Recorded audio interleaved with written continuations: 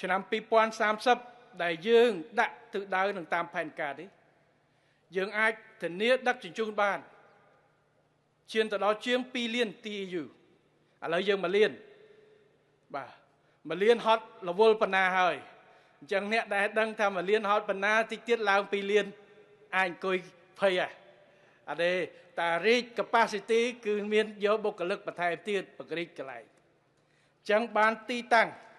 នៅទីនេះឥឡូវឯកឧត្តមលោកកំឈុនមិនមែនតែឥឡូវឯ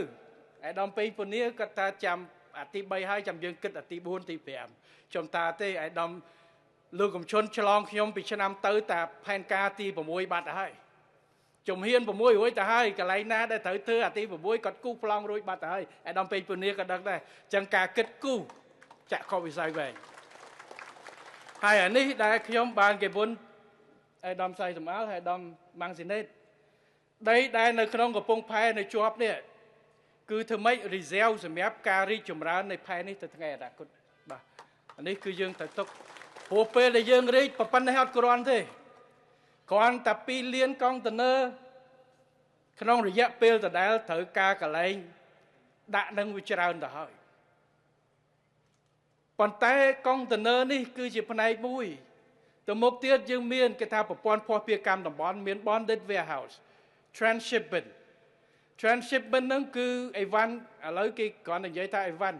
transshipment មាន2ដែលយើងនិយាយរឿងពាណិជ្ជកម្មមួយអាមេរិកគេថា transshipment វាខុសច្បាប់2ប្រភេទ transshipment មួយប្រភេទគឺស្របច្បាប់បានន័យថាម៉េចអីវ៉ាន់គេយកមកតាមកប៉ាល់យកមកផ្ញើនៅយើងអត់ចូលស្រុកយើងទេហើយបានគេមកយកពីយើងចេញអាហ្នឹងអត់ខុសច្បាប់ទេហើយគេអត់បង់ពន្ធទេបានន័យថាឧទាហរណ៍មកកប៉ាល់ចូលមកត្រូវការទៅ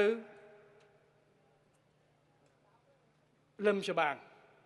ប៉ុន្តែមកដល់នេះមានតែ2កុងតឺន័រនៅលើកប៉ាល់យើងទៅលឹមច្បាងគេអត់ទៅគេត្រឡប់ទៅវិញអញ្ចឹងគេដាក់ផ្ញើនៅយើងដើម្បីកប៉ាល់ក្រោយមកស្ទូចដាក់អាហ្នឹងគឺ transshipment ស្របច្បាប់ bonded warehouse custom bonded អីនេះដែលយើងធ្វើទាំងផ្លូវគោកផ្លូវអាកាសហើយប្រទេសច្រើនណាស់សិង្ហបុរីគឺអា transshipment នឹងធំជាងគេបាទអីវ៉ាន់ចូលទៅនោះគេដាក់បាទគេបង់ថ្លៃឃ្លាំងបង់ថ្លៃអីប៉ុន្តែចេញចូល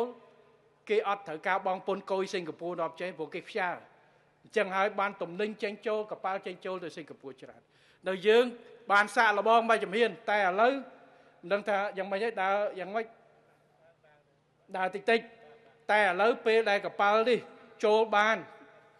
កាន់តែច្រើនគឺមានតំណែងផ្ញើកាន់តែច្រើនអញ្ចឹងកាន់តែដើរអញ្ចឹងត្រូវការរីកកាន់តែខ្លាំង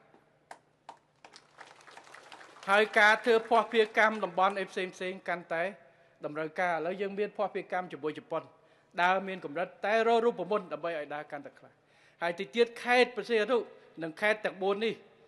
គឺជាខេត្តដែលអនុវត្តផែនការមេនៅក្នុងការពង្រឹងឧស្សាហកម្មអញ្ចឹងផែនេះកាន់តែរវល់កាន់តែខ្លាំងអញ្ចឹងការគិតគូរទុកជាមុនខ្ញុំសូមអរគុណណាស់ហើយចាក់កុវិស័យវែងឆ្ងាយដើម្បីយើងធានាព្រោះអានឹងត្រូវការផែនការមេគិតជាមុនបាទអត់អាចថាយើងធ្វើតែ3ដឹងសិនយើងអត់ទាន់គិតទេអញ្ចឹងកន្លែងផ្សេងទៀតយើងអាចថាប្រហែលជាមិនត្រូវការចាប់ផ្ដើមធ្វើអីផ្សេងអញ្ចឹងមានបញ្ហាអញ្ចឹងយើងរៀបចំគូសប្លង់ឲ្យហើយគិតគូរឲ្យហើយដើម្បីធ្វើកិច្ចការនេះហើយខ្ញុំជឿថាពិភពលោកពាណិជ្ជកម្មនៅតែបន្តហើយការរីកចម្រើននៅទីនេះក៏យើងដាក់ទុន3ជំហាននេះជាង$750 លានពីឥណទានពីជប៉ុនហើយកិច្ចសហប្រតិបត្តិការជាមួយជប៉ុនជាគោលដៅធំរយៈពេលយុទ្ធសាស្ត្រវែងហើយក្នុងកិច្ចសហប្រតិបត្តិការក្នុងអាណត្តិថ្មីរបស់រដ្ឋាភិបាលជាមួយនឹងជប៉ុននេះ4ចំណុចជាសសរស្តម្ភឲ្យក្នុងនោះមួយគឺការពង្រីកផែខេត្តព្រះសីហនុនេះឯងចូលនៅក្នុងកម្រិតថ្នាក់គេហៅយុទ្ធសាស្ត្រទ្វេភាគីរវាងកម្ពុជាជប៉ុនអញ្ចឹងគឺយើងសូមអរគុណណាស់ចំពោះមិត្តជប៉ុនដែលបានជួយនៅក្នុងកិច្ចការនេះហើយយើងនៅជាមួយគ្នា